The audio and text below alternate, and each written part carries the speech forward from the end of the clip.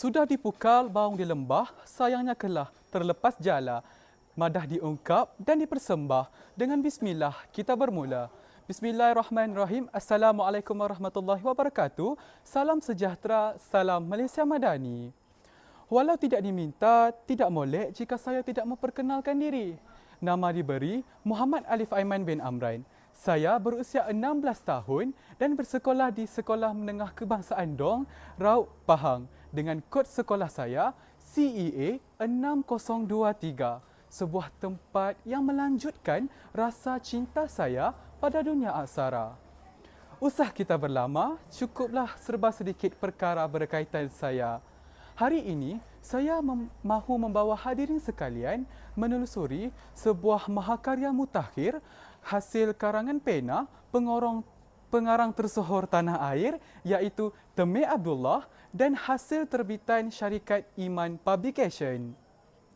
Cetakan pertama mahakarya ini adalah pada tanggal 14 Mei tahun 2024 dan mempunyai sebanyak 489 muka surat yang bercetak.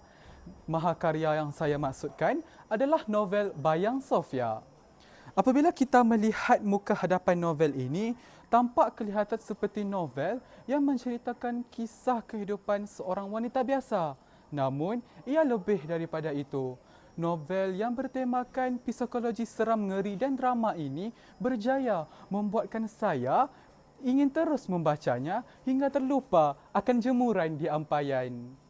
Tidak mahu berlama, mari saya membawa hadirin sekalian menelusuri lebih dalam lagi akan isi kandungan novel ini. Novel ini menceritakan kisah seorang wanita yang bernama Sofia di mana pada awalnya kelihatan biasa saja. Namun, siapa sangka Sofia sebenarnya sedang berlawan dengan masalah mental yang sangat dahsyat. Kehidupan Sofia juga mula berubah apabila ia sering berasa dirinya diperhatikan oleh sebuah organisasi misteri yang digelarnya sebagai Bayang. Gangguan ini bukan saja melibatkan perasaan, namun mula melibatkan kejadian fizikal yang aneh seperti Sofia sering mengalami fenomena hilang kesedaran waktu, iaitu dia tidak mempunyai memori bagaimana dia sudah sampai ke destinasi yang baharu. Selain itu, barang-barang di rumahnya juga kerap berubah kedudukan dan terdapat nota-nota yang tidak diketahui penulisnya. Ini menyebabkan Sofia mula meragui kewarasan dirinya. Jalan cerita ini berpusat pada konflik dalaman di mana Sofia tidak lagi mampu membezakan antara realiti dan halusinasi.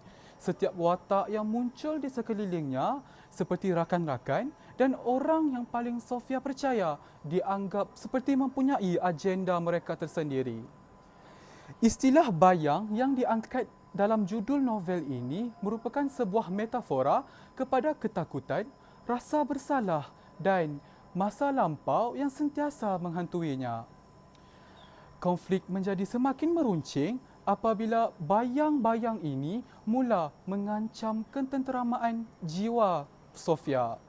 Di sinilah munculnya watak bernama Danny yang menjadi sauh emosi dan pembawa jalan yang lebih terang kepada Sofia untuk merungkai setiap kekusutan yang berselerat di mindanya.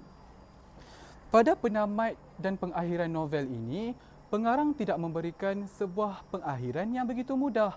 Sebaliknya, jalan cerita yang membawa Sofia kepada fasa penerimaan diri. Sofia akhirnya sedar untuk berlawan dengan masa lampaunya bukanlah dengan melarikan diri, namun berani berhadap dengan masa lampau dan bayang-bayangnya serta berdamai dengan takdir hidupnya. Novel ini memberi banyak pengajaran kepada saya sebagai seorang remaja, iaitu yang pertama, kita mestilah berdamai dengan masa lalu. Kerana watak Sofia di dalam novel ini terpaksa berlawan dengan masa lalunya sehingga menyebabkan dia berasa penat dan lelah. Selain itu, kita juga janganlah mudah terikut dengan kata orang. Hal ini kerana di dalam novel ini, watak Sofia sering terpengaruh dengan watak imajinasinya.